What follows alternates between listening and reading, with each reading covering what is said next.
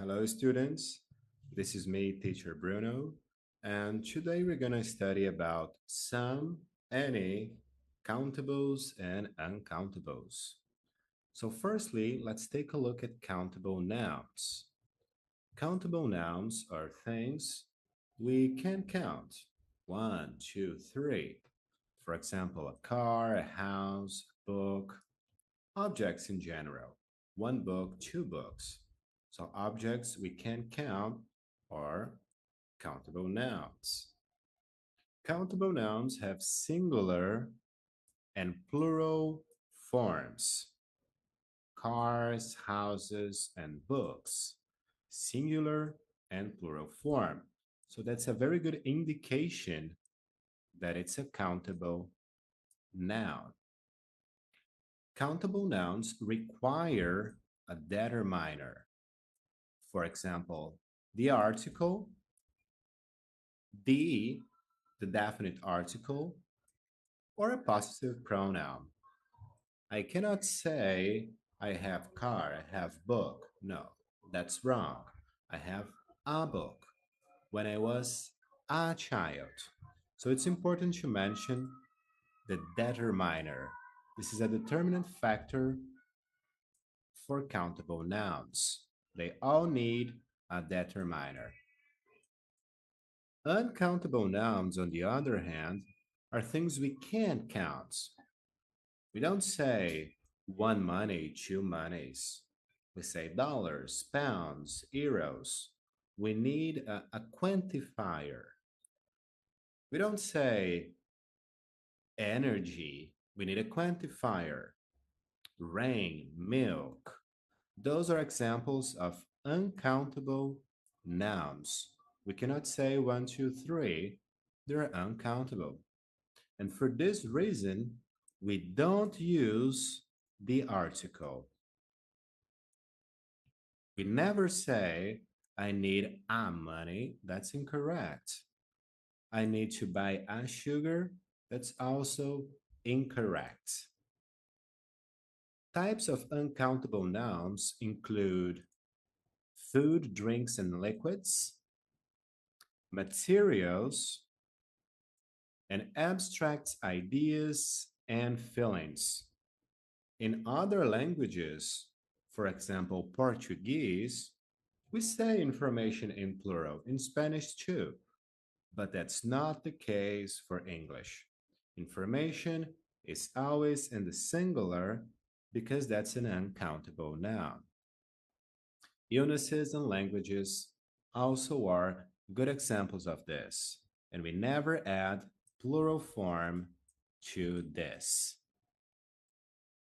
Uncountables in English but not in other languages, that's a common phenomenon.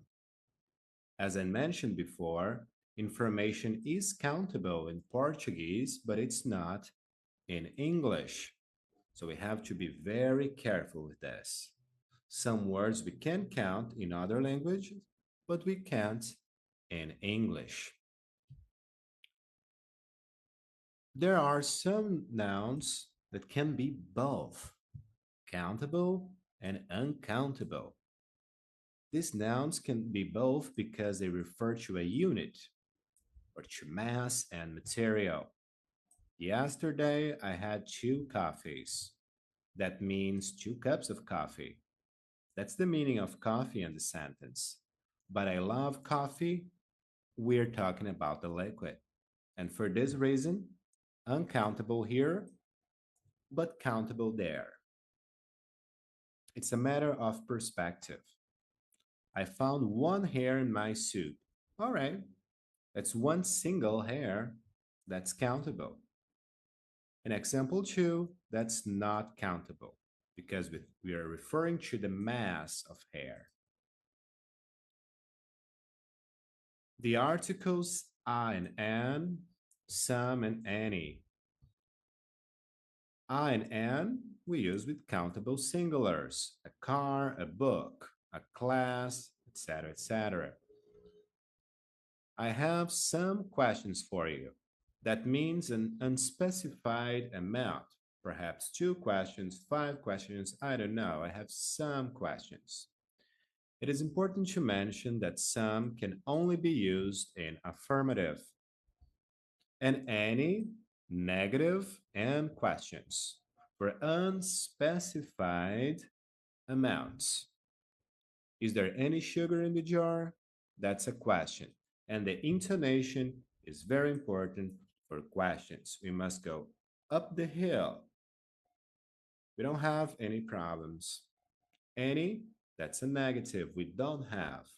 We can never say some for negatives unless you are offering.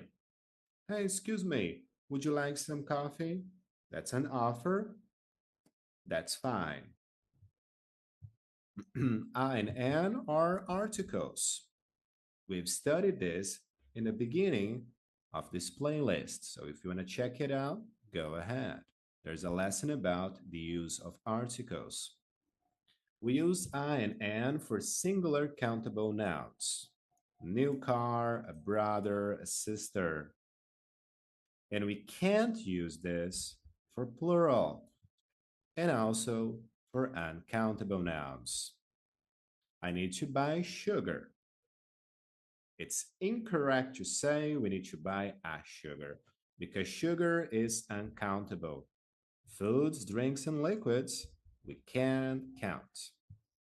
So some and any are used for unspecified amounts, some in positive sentences and any in negative sentences, and also in questions. So that covers the lesson of the day about the articles, some and any, countable and uncountable nouns. Thank you very much for watching. Do not forget to subscribe and like for more videos like this, and see you next time. Thank you.